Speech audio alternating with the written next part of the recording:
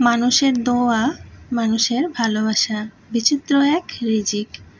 বেখবর আপনি জানেনও না, কার হৃদয়ের অন্তরালে, কার অদৃশ্য মোনাজাতে আপনার নাম নেওয়া হচ্ছে। হ্যালো এভরিওয়ান, আসসালামু আলাইকুম। সবাইকে ওয়েলকাম জানাচ্ছি নতুন একটা ব্লগ ভিডিও দেখার জন্য।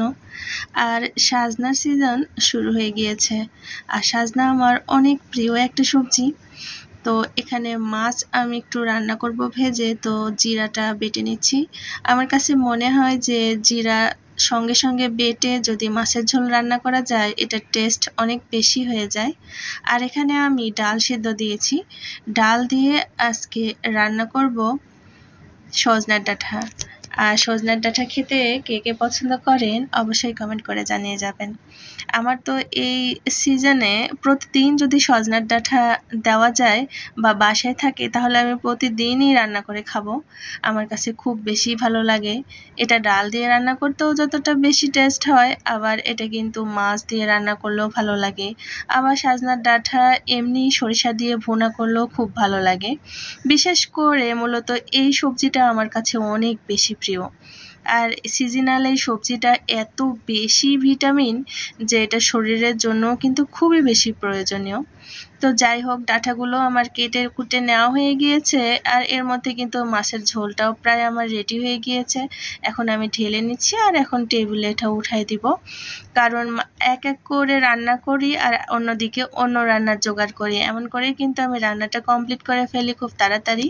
আর এদিকে ডালটাও কিন্তু সুন্দরভাবে ভুনা করা হয়ে গিয়েছে, আর ডালের মধ্যে এখন আমি সজনার ডাঁটাটা দিয়ে দিচ্ছি।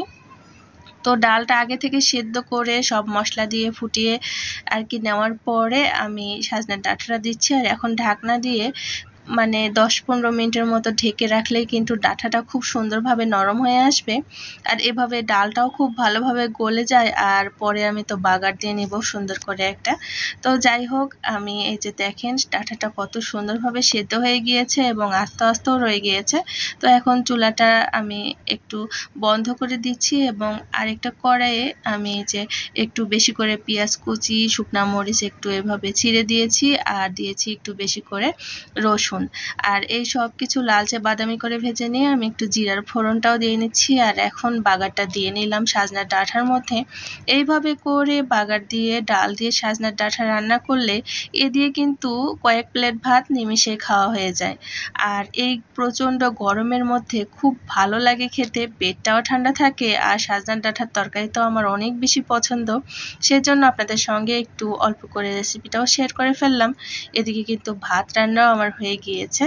তো সব রান্না বান্না শেষ আজকে, ডাঁটা দিয়ে ডাল রান্না করে ফেলেছি, আর অন্যদিকে রুই মাছের একটা ঝোল করে নিলাম, সেটা তো দেখতেই পেলেন। আর সব কিছু শেষ করে এখন খেতে চলে এসেছি। যেহেতু সজনার ডাঁটা আমার অনেক বেশি পছন্দ, ডাঁটার তরকারিটা একটু বেশি পরিমাণে নিয়ে নিয়েছি। ভাত নিয়ে নিয়েছি আর নিয়েছি মাছের মাথাটা। আমার রুই মাছের মাথা বা যে কোনো মাছের মাথা খেতে অনেক বেশি ভালো লাগে। এ পর্যন্ত যারা যারা আমার ব্লগ ভিডিওটা দেখলেন সবাইকে অনেক অনেক ধন্যবাদ। ভালো থাকবেন সবাই, দেখা হবে নতুন কোনো ব্লগে। আসসালামু আলাইকুম।